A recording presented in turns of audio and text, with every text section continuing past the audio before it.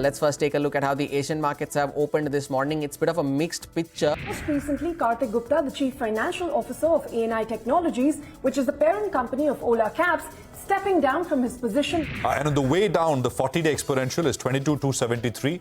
Hopefully that should not break. That's about 100 points away from where we are yesterday. As we look forward to next year, we want to make this business a very strong, solid leader in the categories that we operate in.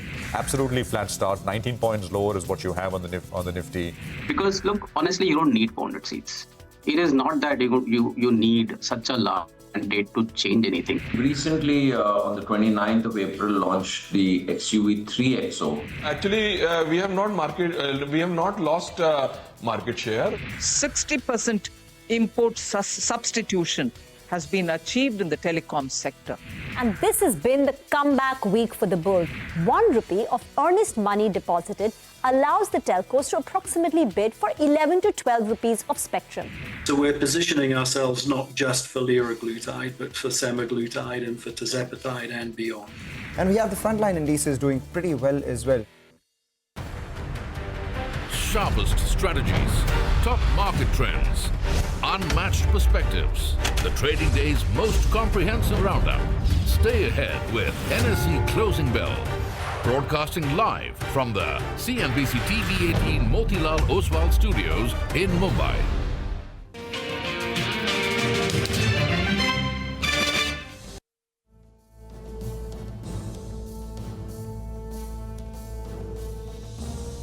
Oh, well, that is the day so far, and it's turning out to be a pretty solid day once again. It's a Friday afternoon, it's the last hour. I can't say this week because there's 2 hours of trading tomorrow. I was about to say that, but well, this is the CNBC-TV18 Motilal Oswal studios. I'm Prashant. With me, my colleagues Rima and Surabhi, and Nigel is joining us from the newsroom floor. Guys, hi, good afternoon. Hi, good afternoon. I guess this whole week has been about grinding along and somehow trying to clutch on to the highs, the green side of the screen, barely with the skin of the teeth. I think that's been the bull's case this last 5 sessions. No, absolutely, and I think finally, I think Surabhi, we're starting to correct some of the underperformance, right? Yeah. Because actually, we should do that. I mean, just put, say, for example, the Nasdaq and what it has done in May so far, and look at what the Nifty has done. And I think you'll see, or maybe just stretch that timeline a little bit longer, and you'll see that the market, which we are most correlated with, by the way, I mean the Nasdaq, there's been a fair bit of underperformance, which we have seen. We're not down that much. I mean, the low point, the market was down about 5.5%. But the fact is, the other market actually is higher. So we're starting to correct some of the underperformance. And Nifty, I mean, just a couple of points. Nifty is now above the 61.8% retracement, which is 22,422, which means that, you're basically now looking at, but it's a tight range. And it sounds funny, but the fact is that you're now looking at, beyond this level, you're looking at all-time highs. All right. I mean, the prior all-time highs. There's nothing really between where we are and what the market can do. Bank Nifty needs to close above the 20-day. It's not done. It's not yet done so, but we're very close. I mean, 48,189 is that level, and we're about 70-80 points on a 48,000 index. So perhaps should come through. Advanced decline 2:1. At this point, market breadth is pretty solid. It's a very vibrant screen with lots of participation. And if you want to go sectoral, it's metals and autos which are outperforming, of course, with that big outperformance in, Mahindra and Mahindra, which I think is easily at least the large cap of the day. Rima. Well, indeed, M&M is up close to about 4%, but it's been a good week, right? Even though we've been grinding on a few days, we had a big day yesterday and we've managed to hold on to all those gains. For the week, the Nifty is up nearly, 2%, while the mid-cap index has seen a gain of close to about 4% for the entire week. In fact, 4.1%. Metals has been the star sector with a 6.5% rally. Realty has moved up nearly 6%. And PSUs, it's been a comeback week for PSUs after the drubbing of the prior week. And the PSU stocks are up at the index level, close to about 5.5%, 6%. Oh, absolutely. And, this time around, it's actually, while the Nifty has been grinding pretty much throughout the last 5 trading sessions, the weekly gain now about 2%. The mid-cap index has been actually doing well. Even today, 0.8% higher. And for the week as a whole, I mean, in all this grind up, slow and steady, we've still got a 4-5% gain on the mid-cap index. Anyway, let's just talk about some of the major movers and shakers right now. And we have quite a few high flyers out there. You've got, of course, the PSUs, as Rima's pointing out, the stocks like IRCTC, Concor, really, I mean, the stocks of the day. But even beyond, there are many other names that stand out. Info Edge is having a dream session. Remember, we were hearing from the management yesterday on the same show, 6% up today. Dixon has taken off in a big manner. It's retaining a bulk of that gain that started in the morning with a flight of almost 7% right now. That's Dixon. And then some of the names from the industrial side of the market. Schaeffler, for instance. Schaeffler is up about 4-5% right now. We've been talking about names like GE T&D for the better part of this week. Smaller auto ancillary stocks like an Endurance rallying on good numbers. So basically, it's a very vibrant, bright and very lively screen on the mid-cap and small-cap side. Nigel. Well, that's right, Surbhi. And, the PSU metal pack has come back into shape today. You have NMDCs at the high point of the day. Nalco is doing well. Hindustan Copper. Some of these stocks a little bit under the weather, but they are pulled back in style. You have the global tailwind. And, if there is continuity at the center, then obviously these PSUs, they have seen a bit of a re-rating and they could be due for more. So explains why all those stocks are up and about. Well, how do you position yourself, though, in the final hour of trade? Mitesh is back with us. Hi, Mitesh. Good afternoon and good to see you in. Well, tell us, how would you trade this index? You've made a good money if you went long, say yesterday midday. What would you do? Would you carry that position? And also your individual stocks? Yeah. So, Nigel, the understanding is that, with the last few days, the market has turned positive, and we suggested that getting past 22,200 was the key, and that could extend the pullback to about levels of 22,500 and in a good case scenario even 22,600. So we've touched 22,500. The structure is still positive. So I think I'll keep holding onto long positions and suggest a revised stop loss at about 22,430. Having said that, I think the bank nifty is also, now on the verge of giving a breakout once it starts getting past 48, 200, 250 zone. There's a minor price gap over there, but above that, I think the bank nifty could enjoy momentum. So both the indices look good to me. Only thing is that once we cross 48, 250 on the bank nifty, you might see renewed momentum for at least in the short term. Coming to the stock specific calls, IRCTC has come on the radar. It's made a fresh high. So I hear the stop at about 1,064. Look for targets of around 1150. And the second stock is ITC, which is, being very sideways and underperforming, but now is showing signs of that consolidation could be coming to an end. These are early signs, but I would still want to take a trading bet with a stop at about 430 for a target of 445 to begin with. Okay, thank you very much for that. EMS stands for Electronic Manufacturing Companies like Dixon, Keynes. They're all surging on the back of their Q4 earnings. Dixon came out yesterday, but overnight we had Keynes Technology reporting numbers and very strong numbers. The stock is up close to about 20% now. Upasana joins in with the key highlights and how the valuations stack up for this entire pack. It was a mixed quarter for majority of the EMS players. Starting with Dixon Tech, it reported a slightly below estimate numbers, but the growth commentary stands strong. The revenue was up 52% on a YoY basis, majorly led by mobile segment, which saw a growth of 119% on a YoY basis. Coming to margins, the margins were down about 119 basis points at 3.90%, which was majorly due to share of low margin mobile and EMS segment, which increased from 46% to 66%, impacting the overall margins. Now, one of the most important con call highlight is the company's announcement of potential of signing up one more global mobile client and backward integration of almost $300 million into mobile display manufacturing. Next up is Keynes Technology. The company reported a strong set of numbers. Revenue up 75% on YoY basis. EBITDA margin stood at 14.9%, which was highest in FY24.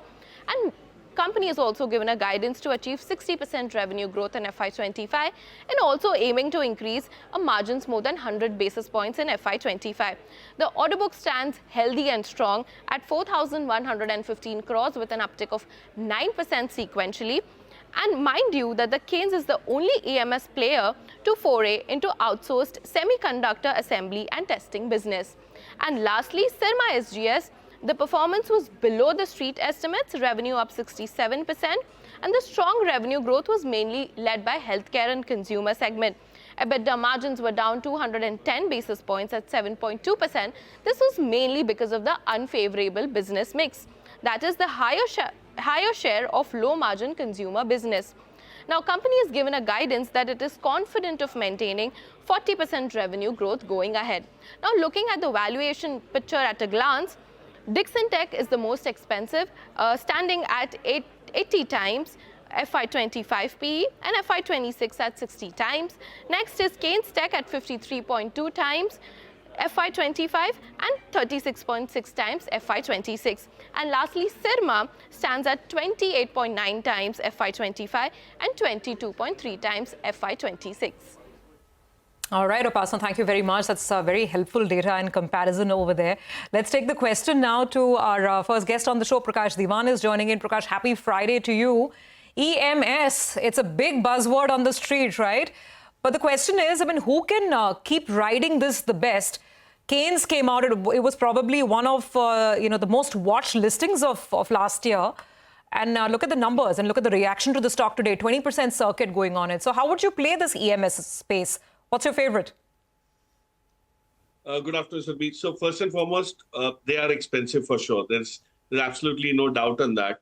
So it's not something which you need to kind of, if you're a value investor, it's going to be extremely difficult to get, garner the gumption to buy something which is so growth oriented and top of the momentum list. But, out of the three names that we saw on the screen when Upasana was explaining, I think Keynes has a very positive right to win of sorts, which is emerging much more sharply than even Dixon. Dixon, of course, has been around, has been doing a lot of things before their focus on EMS became sharper. But Keynes is exclusively focused on some very niche segments, and especially, the testing part, which they've collaborated with some very marquee names globally, actually will mean that they will be able to convert all of that proficiency and prowess into business revenue. And from that perspective, 50% is something which you would still live with. 50 times FY25 earnings, you could still live with. But the estimates which we have today could be very debilitating in case there's a delay in some of the project implementation. So then you'll probably see a P multiple getting very stretched. So if that's the case, then you'll probably have to wait longer. But I would definitely buy Keynes out of the three, given where it is. It made a high of 324 some time back in anticipation of some good news. But this time around, it looks like, if the momentum continues, it could probably cross those 3,500 levels as well. But from a longer term perspective, you would need to give it time to realize all the potential that it has. Keynes Technology is also the smallest in size compared to peers. So Keynes' top line was about 640 crore, which compares with 4,600 crore of Dixon Technology and about 1,150 crore for Syrma SGS. So Keynes, in many of these cases, right, like we're talking about valuations, I think what people are also starting to do is looking at, because you can't look at FY25 and FY26, you need bigger and bigger numbers, right? So I heard someone saying, well, look at India's share of outsourced electronic manufacturing. Right? I mean, with the share of EMS basically, which is outsourced electronic manufacturing, which OEMs give out, it's about 2 or 3%. And now with so can that become bigger? Can that become 15%, 20%? So, you kind of need to stretch the story a little bit. You got to make it bigger to be able to, I think, justify some of this. It may happen, it'll happen, but it's of course into the future, and you can only kind of look ahead if that too a year, 2 years down the line. And from that perspective, I mean, I think these are nosebleed valuations in many cases, especially of course the leader, which is Dixon. Oh, absolutely. And I guess it's also a question of the margin profile you want to play, right? If you want to be with a mass producer of mobile phones, and it's all about scale for a Dixon, at a margin of 4.5%, or whether you want to play the niche sort of offerings that Keynes is into, and now they're talking semiconductors, as Prakash was saying. So it's pretty high-end stuff, to each their own. I think Keynes margins as of last count Q4 onwards, we were talking about mid-teens margins for Keynes versus a 4-5% for Dixon. So different profile targeting different segments. Well, let's quickly move on. Prakash, just want to talk about some of the other movers and shakers of the day. I mean, Crompton, for instance, since we're talking electricals, now let me come to consumer durables, consumer electronics. Crompton's numbers have been very well received by the market. What do you think works so well for them? So, if you look at the numbers, I mean, while the internals were strong, there's nothing very spectacular in terms of growth in margins or in terms of the overall revenue. But it's just that, there is this anticipation of a corporate action an M&A action possibly, which we've been hearing for some time on this counter. And I think these numbers are probably what they were waiting for, because they do touch, they do cross some of the threshold levels which were placed as part of the milestone transaction in the making. So, this is just a conjecture. To be honest, there's nothing else from the numbers that kind of warrants this kind of exuberance. But it's just that it was waiting for this kind of a milestone, as I said earlier. And the numbers are actually delivered on that. So that's a count. I just want to add to what Prashant said about this percentage of India business on the EMS side. The only thing is that it's such a fragmented industry right now. I met so many people who haven't yet IPO'd, but there's lots of lead merchant bankers who are doing rounds with these companies in Bangalore, in the north, in Gurgaon and all, who are probably ripe for IPOs, but they've not come into the listed space. So that's the reason why most of the attention that these companies get and the valuations keep on chasing the scarcity premium that is attached to it is the reason why you have this 50 and 70 and 80 kind of multiples on the EMS names. All right, Prakash, are you looking at any of the pre-IPO placements in these companies? No, so as I said, all you need to do is keep tracking what's promising, and at some point, companies will need capital to grow, especially if we have to cater to that large global market that's available. Okay, all right. Prakash, I wanted to ask you about Concord. Earlier today, the stock started off on the back foot. There was some uncertainty, so to call it, about that land leasing fee, because they put it in their notes that, around 700 crores, or the sheet got a little bit nervous. And then we posed this question to the management. We said, is it resolved or not, this license fee that you talk about with the railways? And they said there's no issues with that. And from there, the stock has recovered. Besides that, they're also guiding for good volume growth of high teens. And they're saying that margins will hold at around this 25% and not losing any market share. At around 1,100, the stock is not cheap, mind you, even if you compare it with the historical averages. But what's your view on it?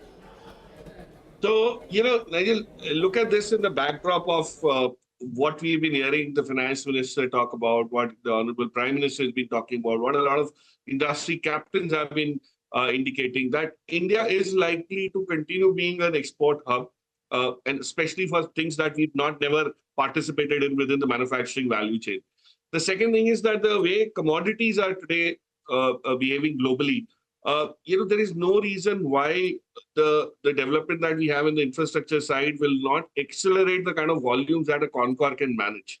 The DFC, once it's come into play, I can tell you, and I've seen it being built in corridors. A lot of the corridor, almost 60% of it is done, and a lot of the corridors will triple the volumes that Concor can do, of course, over a period of time once this DFC gets completed. So, look, if you connect all the dots, there's no reason why Concor won't. In fact, my target for Concor is about closer to 1,500. And we're talking about it from the 780, 800 zones when there are a lot of discussion around, the divestment part, which doesn't matter at all. Because there was expectation that they could lose market share, which has not happened. In fact, the management is reassuring that they will continue to gain market share and control, the kind of footprint that they have, which is fabulous with these kind of margins and volume growth. So yes, but it's a secular long-term story, Nigel. It's not something which you need to kind of worry about on a quarter-on-quarter basis. But if you hold on for the next couple of years, 40% upside, 50% upside is definitely not unreasonable. All right, Prakash, since you have a fair idea about the space, what about Gateway Distriparks? That's the only other listed player in the similar space, and it's trading at less than half its valuations. Stick to Concor, or do you think, at these valuations, maybe Gateway Distriparks as well deserves some allocation? That's an interesting question, Nigel, because every time you look at Concor, you try evaluating the rich valuation that you're paying. But then Gateway Distriparks has got absolutely no scale as compared to Concor. And the ability of any of the players in this business to be able to scale up rapidly as demand grows is not something which you can ignore for too long. So from that perspective, Concor has the right to win, not just market share, but in terms of the premiums that it would get. Gateway Distriparks will do well on a secular basis, but if it does 20%, Concor would do 30% upsides. So that's where the relativity is much higher for Concor. There's nothing wrong with Gateway Distriparks, but it won't fetch you the same alpha which Concor possibly can deliver from here on. Got that. Prakash, before we let you go and start enjoying your weekend, unless you're trading tomorrow, then you don't have a weekend immediately. Have to get your view on Mahindra and Mahindra. And I keep going back to a conversation that you and I had. I think it was almost a year back, right? You were the very, very early on bull. The stock was around 1,400 back then, a year ago when we were discussing it. And you were saying this is the dark horse. Look at this one for in the sort of medium term. And what a story, what a turnaround. But the question is now what? I mean, is there more runway? I'm sure you heard the management in the morning as well. What's the sense? No, so I think, the anticipation that we had a year back in terms of a lot of the, vectors working towards making it a much bigger, much more resilient player is actually happened. And, news like the government's probably indicating that hybrids won't get any concessional tax treatment. That's great news for Mahindra, which is just unleashing its electric vehicle portfolio. So in fact, the people who are getting worried are the Marutis and the Tata Motors of the world, because they haven't yet launched too many electric vehicles. The gaps that they had, they're filling. And I can leave you with one thought. So it'll be in end of this month or probably next month, you'll probably have a surprise launch of the Thar petrol version, the 5-door. Now that is something which is already a blockbuster and could just give it more wings. So, when you have these kind of triggers, automobile is a very funny business. You could probably, see a few things happen and that changes the trajectory of the company's business dramatically. So a lot of that has happened to Maruti when the Swift was launched, when the Baleno was relaunched. So I think Mahindra is definitely set for a very spectacular growth. The farm equipment side will also start delivering if the monsoon happens to be the way we are anticipating or we are told. But you would, of course, have to add on diff, because between the results and today, it's already run up quite a bit. And of course, in anticipation of the good numbers also, we've seen that. But if it crosses 3,000 by the end of this year, I would be surprised. Okay. Thank you, Prakash, for joining in. Enjoy the rest of your Friday. By the way, some more stocks are moving up. So Somani Ceramics, it was up, I think, double digit yesterday. It's followed it up with another 7% move on the back of its Q4 numbers. Remember, there was a big expansion in margins on account of lower gas prices. So Somani Ceramics continues to, go from strength to strength. Info Edge came out with numbers yesterday, a pickup in IT hiring. So billings have improved, and Info Edge too has added on to yesterday's rally. And Vodafone Idea investor call is currently underway, started at 2:30 p.m. Some details are up for you on your screen. Vodafone Idea has moved up 1.5%, stable numbers, and Industars too is seeing some buying. We will get into a break. On the other side, we'll get chatting with the management of Embassy Group.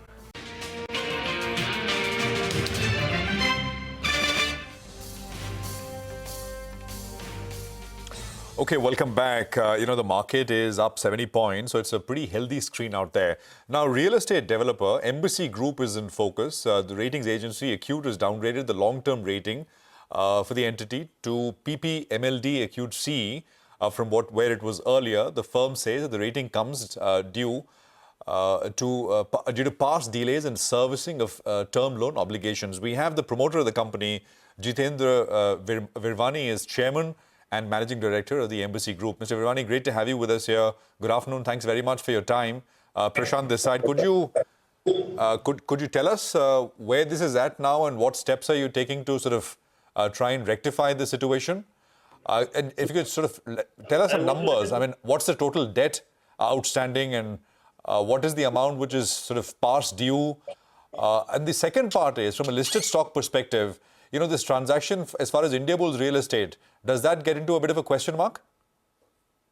But firstly, let you know that the MMLD which we're talking about has never been delayed and has always been up to date paid. So there's never been a default on it or never delay on it. So, and I think the rating agency is talking about some past issues, but as far as we are concerned, all our loans are up to date paid. And this report probably is based on some of the past transactions, but especially when you mention the MMLD, that is complete, never been ever delayed or has been any issue on that loan itself. Just to let you know that we've actually cut down our debt by about close to 2,900 crores last year. And between this April and May 30th, also we're paying down another 3,000 crores. And the idea is to pay, we have track and visibility of paying another 1,500 by December and bringing our debt down substantially. So as far as the company is concerned, we have no issue and all our loans are up to date paid. This won't affect Indiabulls in any way. But unfortunately, it's very unfortunate, which the rating agency, I think, in spite of bankers also intervening, this has happened. But that's why I thought I'll come on your channel, which I normally avoid doing.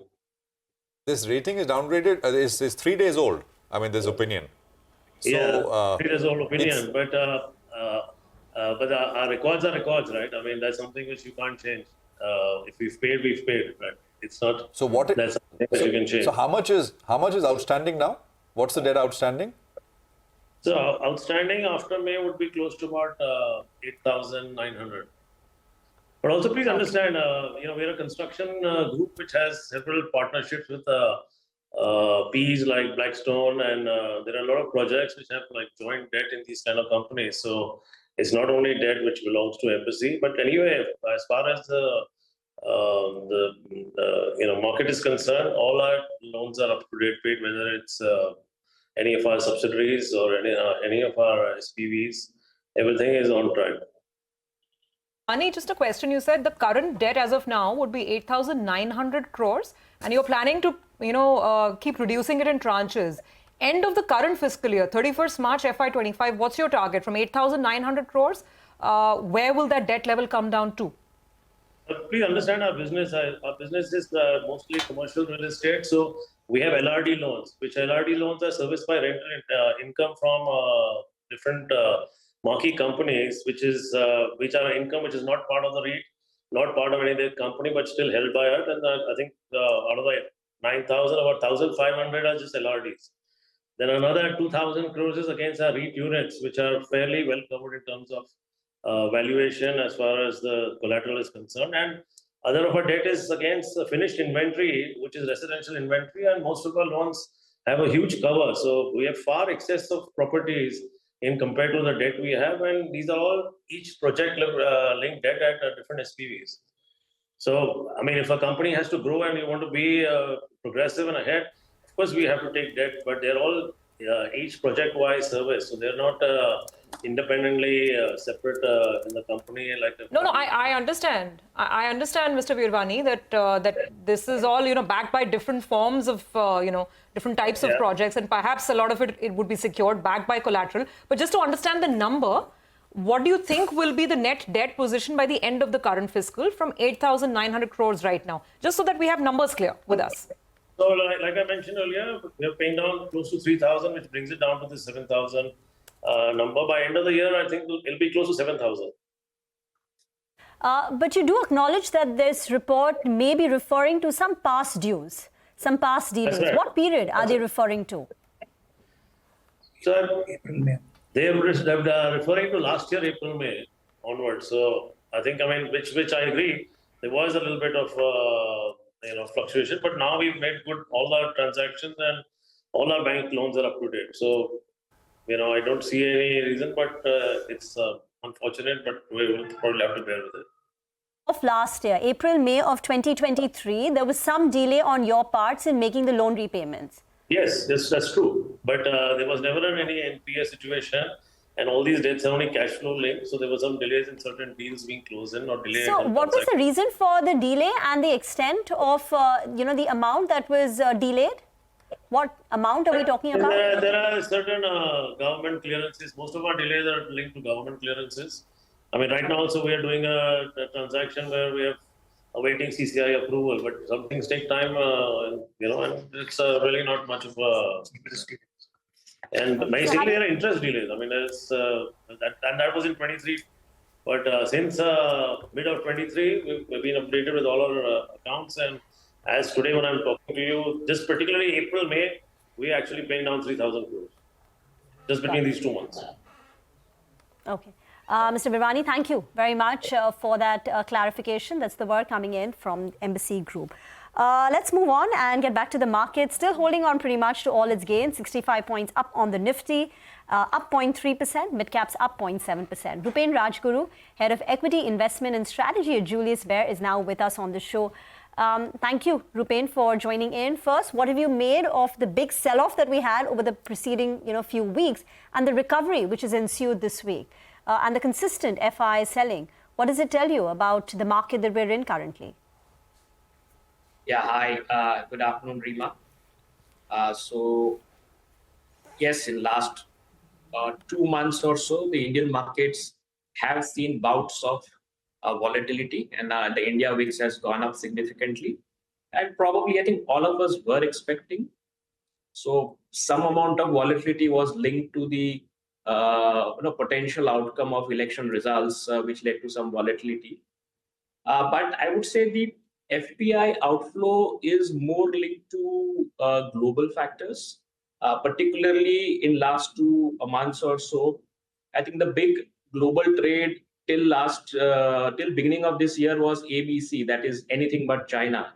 And what has happened is that Chinese market probably in Jan or Feb reached that level. Probably the PE of Chinese market was lower than the price to book of Nasdaq. So a lot of other factors were there. So a lot of money tactically has moved to China, while it might not be a structural trade, but clearly there's a tactical opportunity. So a lot of FPI went there. And in India also, after the big run up in last 2 years, market required a breather. So probably we are witnessing that. But again, between now and June 4th, you will again see huge bouts of volatility, basis the noise level around elections. But that is the way, that's the nature of the market, and we have to live with that. Hi, Rupen. Good afternoon. Good to see you in ABC, right? Earlier it was anything but China. That seems to be reversing a little bit, and maybe that's what's causing the outperformance in the Chinese market.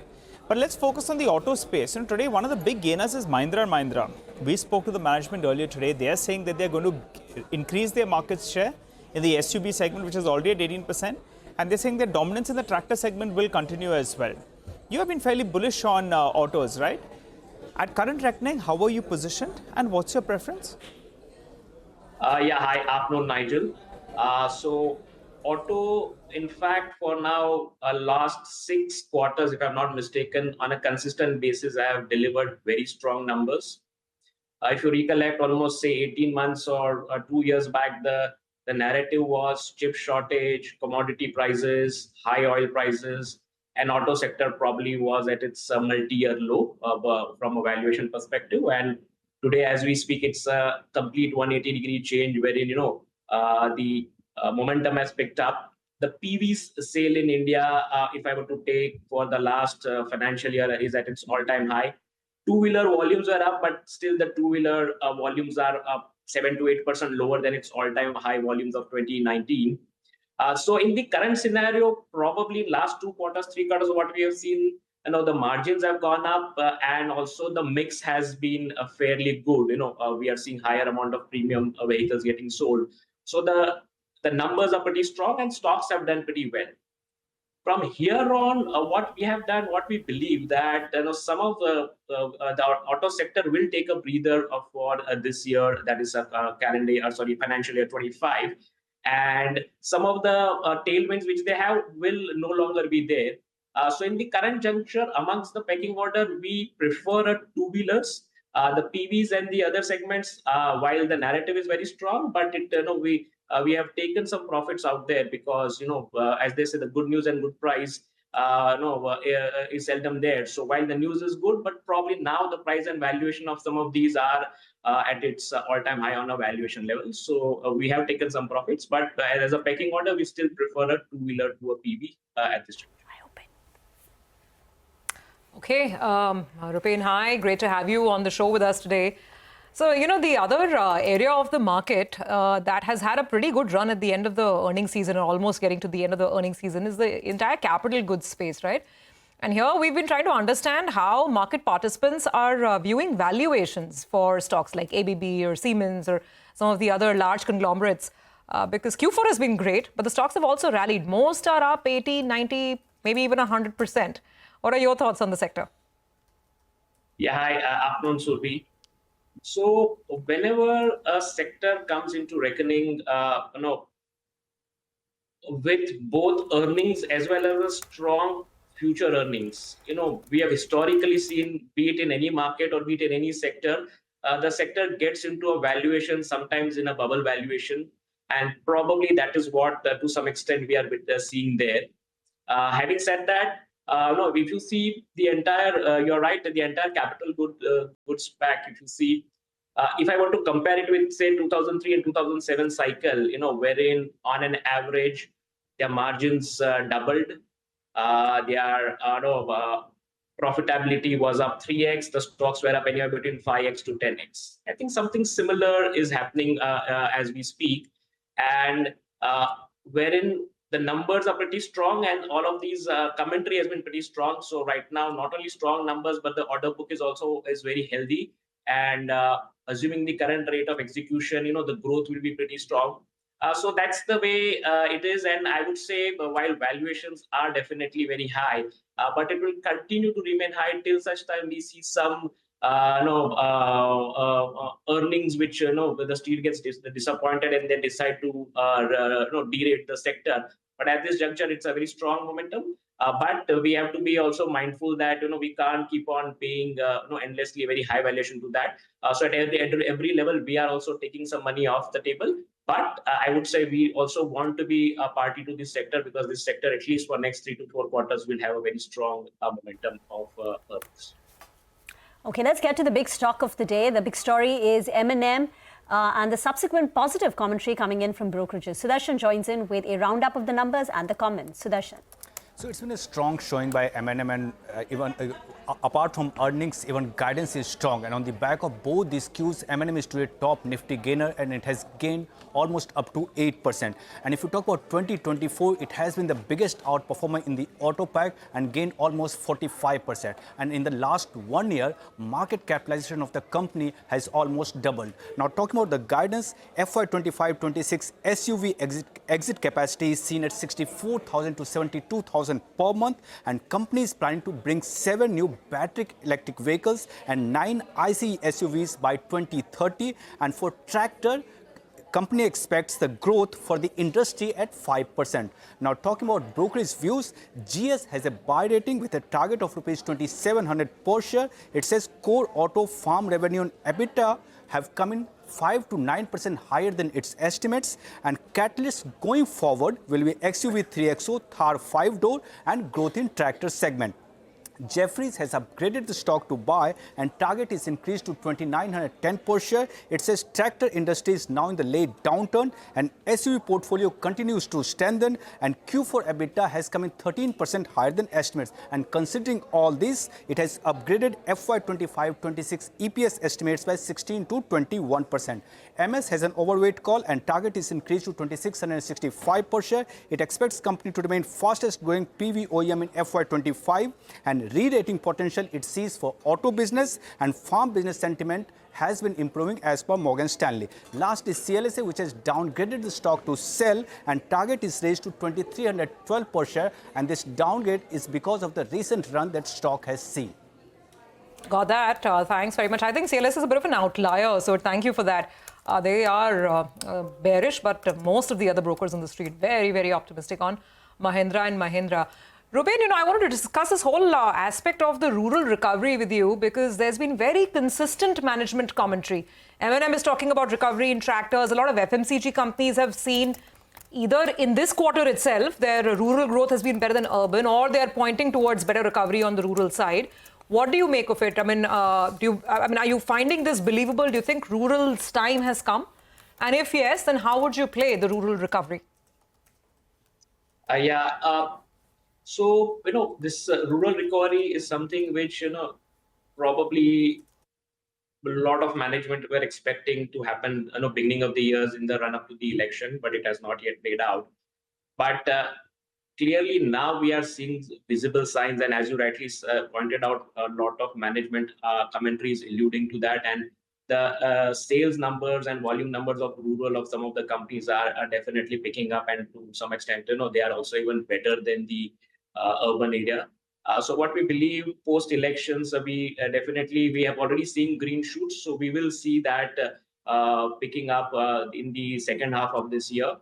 And to play the sector, if you see, within two-wheeler, I have said we have been constructive on the two-wheeler segment. So two-wheeler, while the volume growth has been strong, good amount of replacement demand, we are clearly seeing it. And if the rural recovery comes through, we will see that picking up significantly, leading to a better volume growth for them. So that's one way to play at it.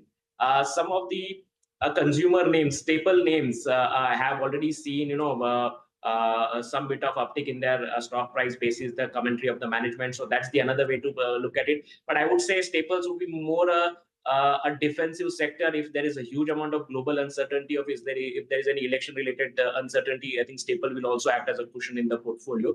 So probably these are the couple of ways in which one can play rural, and we believe probably second half should be better for rural as compared to what we have seen in last 1.5 years. Okay, all right, Rupen, thanks a lot for joining in. Indeed, rural has made a comeback, and they've made a comeback in style. So maybe the near-term things look up. Appreciate you joining in, Rupen, and filling us in with all those sector analysis that we just did. Well, the markets are seeing a follow-through session, so good time to get in Nimesh to tell us what is he picking up. Nimesh, what's the buzz? Well, Nigel, today will look like a very quiet day, what we saw compared to what we saw yesterday, right? Massive volatility was there yesterday. It's a trending day, so to speak, today, but the good part is that the broader markets continue to outperform. And this is backed by FI buying as well. For the last few days, I've been constantly getting a feedback that there is delivery-based buying in select mid-cap names from larger institutions. So the outperformance in broader markets is backed by some bit of FI buying as well. I guess the big reactions to earnings continue. So a lot of earnings-related stocks are buzzing in trade, whether it's M&M, whether it's Crompton Consumers, or for that matter, Info Edge as well. So that trend also seems to be pretty much on track. I guess technically too, we are just about that crucial resistance of 22,400. If that sustains, the feedback is maybe you'll see further short covering in the days to come. So that's something to track going forward. But I guess from a flow perspective, again, it's a mixed day. But a bit of selling in the technology names, no specific reason. Looks like it's more of a sector churn. But I guess the trend seems to be purely on the PSU side and a bit of momentum in the broader market stocks. All right, Nimesh, on yesterday's session, you had various reasons that people were attributing to why we did see the bounce. And there were so many reasons out there, so you could pick and choose why the markets did bounce up. But individual stocks, what are you picking up? Sure, in terms of individual names, the first stock on my list is restaurant brand Asia, RBA. That stock is buzzing into it after a large block, nearly 40-50 lakh shares got changed hands. I understand it's a clean out trade from a leading FI fund, and some domestic mutual funds were buyers. So maybe the disclosures could be quite interesting in RBA today. The second name is Navin Fluorine. Some bit of rebound is seen in the chemical names. Navin stands out in terms of good buying interest. But for Navin, the next big trigger to watch would be the appointment of the new MD, which can potentially come very soon. So that's something to track going forward in that. The third name is Bharti Airtel. Well, the focus seems to be on Vodafone and the conference call. Bharti Airtel is well bid by larger institutions for the last many days. And even in today's trade, there is good delivery-based buying happening. So expect high delivery volumes in that particular stock. And the last is BPCL. Within the PSU names, while it's consolidating, it's pretty much quiet, but there is accumulation happening in BPCL. I understand a leading long-only fund is an active buyer, and hence expect high delivery volumes in BPCL as well in today's market. All right, got it. Thank you very much, Nimesh, for all the action from the street. We do have to take a quick break on that note. Come back on the other side, and as always, we'll get you some final trades with Mitesh.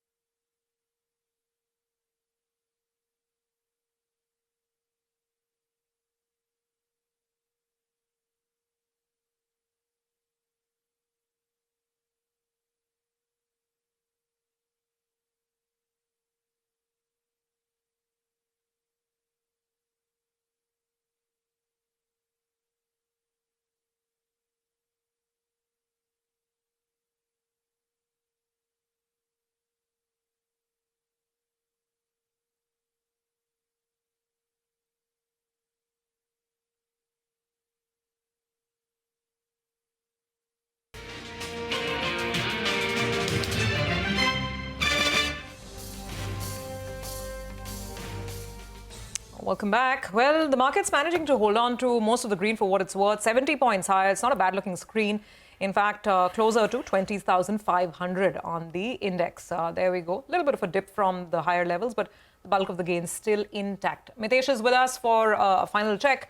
Mitesh, so what do you think? It's been not easy for the bulls, and we were discussing how everybody's getting whipsawed all over the place, but slow and steady, almost 22,500. What's the final advice now?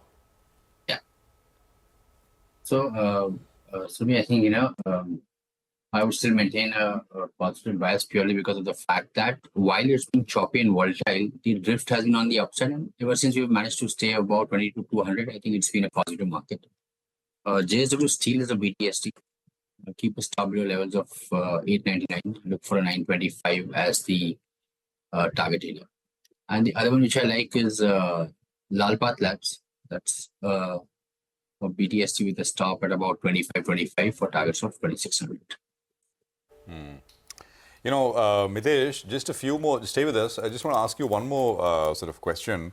Look at some of these names, if we can have these intradays. So shipbuilders, right? Big move. Mazgaon, Cochin, Garden Reach. All three are spiking. And how? I mean, it actually started in the morning with just Mazgaon, but it's never won in that space. The other two, of course, are also participating. Cochin and Garden Reach will come up.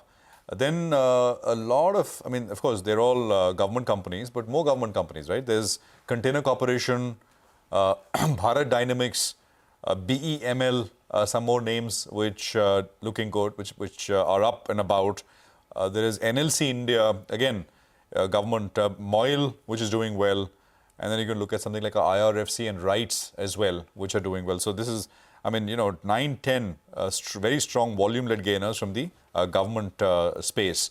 Sobha and Brigade are the other two real estate names which are running up for the second day in a row, apart from what we've kind of already sort of mentioned and discussed here.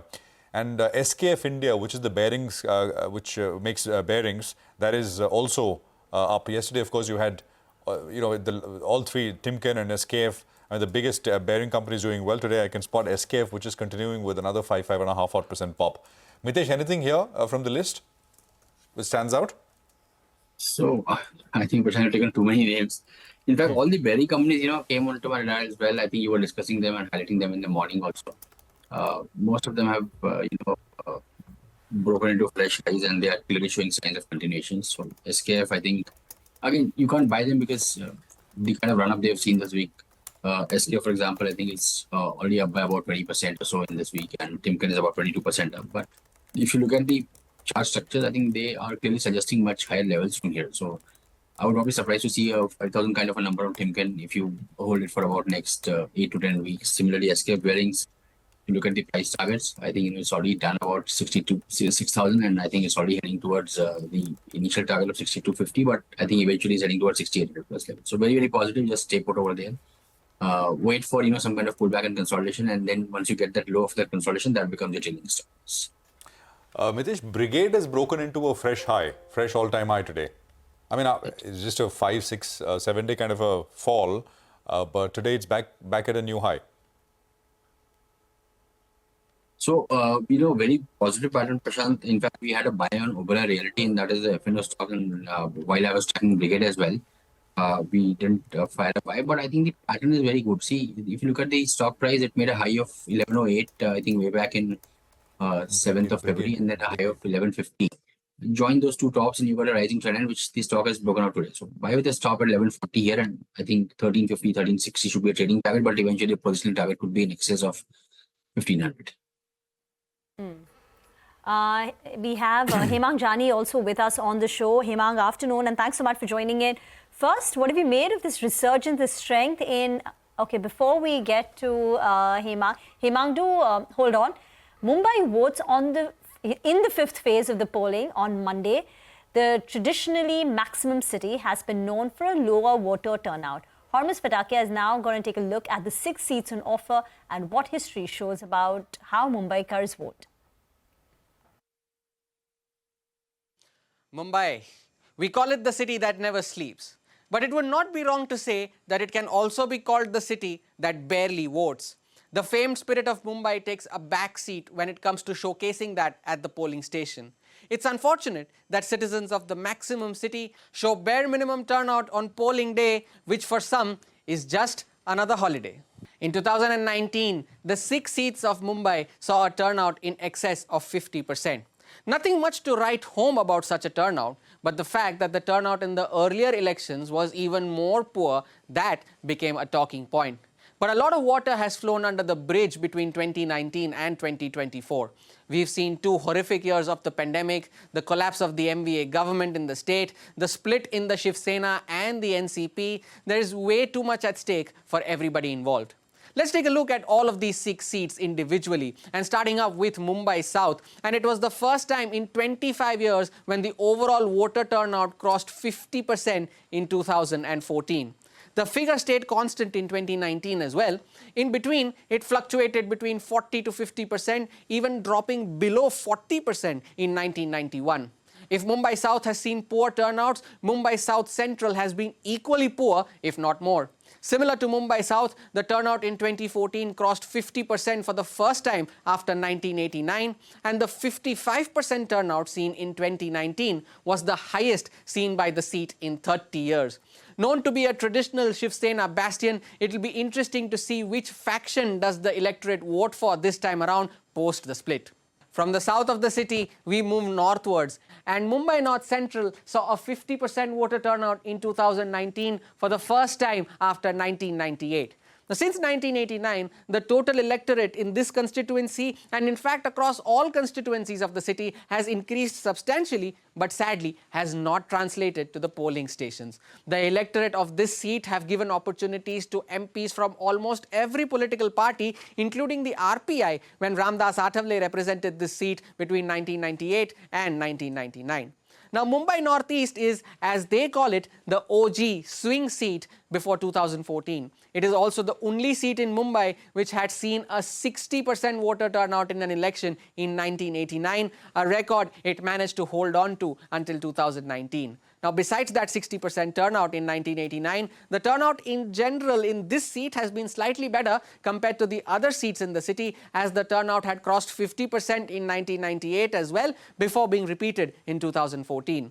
Another interesting aspect of this seat is that Subramaniam Swamy is the only MP to have won this seat back-to-back in 1977 and 1980. Now, even the BJP, who has won this seat both in 2014 and in 2019, has not repeated its sitting MP and is continuing with that trend this time around as well.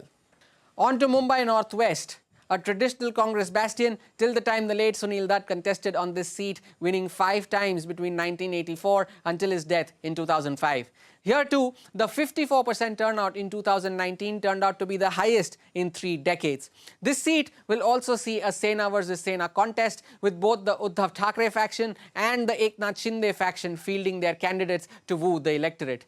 And lastly, to Mumbai North, the only seat to have given a 60% voter turnout in Mumbai after 1989, and that happened in the last election in 2019. Now, this seat is a seat that has traditionally voted for the BJP for 5 terms for Ram Nayak before picking Govinda and Sanjay Nirupam from the Congress party in 2004 and 2009 respectively. However, Gopal Shetty of the BJP wrested back this seat with record margins in both 2014 and 2019. Shetty, however, has been replaced this time around by Union Minister Piyush Goyal. Aside of the seats, there is one key deciding factor in this election, and that is the female voter. While the total number of female voters has consistently increased since 1989, that figure has not translated to the polling stations, even falling below 40% on 2 occasions in the last 3 decades. It is only in 2014 and in 2019 that the number crossed 50%, and the hope is that the female electorate will not only surpass the 2019 tally, but also break the 1989 record of 56.5%. Interestingly, the 2019 turnout saw an increase compared to 2014, even as the absolute number of female voters saw a decline. This time, the citizens of Mumbai have not one but 2 chances to change this perception of treating the voting day as a holiday. One on the upcoming Monday and the other being later this year for the state assembly polls. So, the date is drawing closer, the ball now lies in the court of the voters, and it is for them to ensure that the maximum city does not end up seeing the minimum turnout. Thank you very much for that. Guys, go out there and vote. Use your Monday wisely. It's not just a holiday. Get into a break. 5 minutes left for markets to close.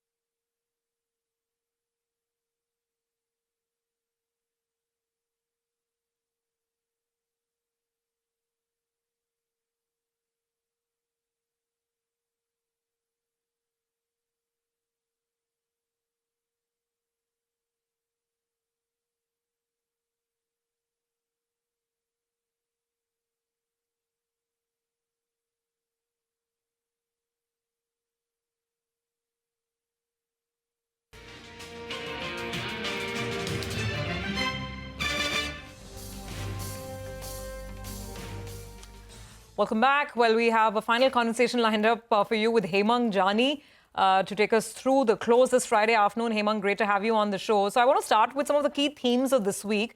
And one of those themes has been PSUs, specifically railway stocks. And even today, I mean, many of them are still surging. The weekly gains could be 9-10%. Tell us, what do you think of this? Is this a resumption of the rally? And would you buy any railway stock now? Yeah, good afternoon, Surbhi. So two triggers I could think of. One is that the overall capex when it comes to railways continues to be on a higher side, 2.52 lakh crore. Secondly, when you look at some of the companies which have delivered numbers and where, specifically the companies which are catering to the railways. So whether it is BML or Timken, some part of, let's say, Siemens and ABB, all these companies are telling you that the order inflow from railways continues to be very robust.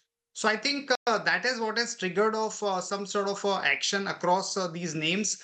And if I have to choose some of the companies when they've already moved up, I would go with RVNL, BEML, IRCON, and Titagar. These are the names where we still have a positive view and we think that there is a case for a 18 to 22% kind of an upside.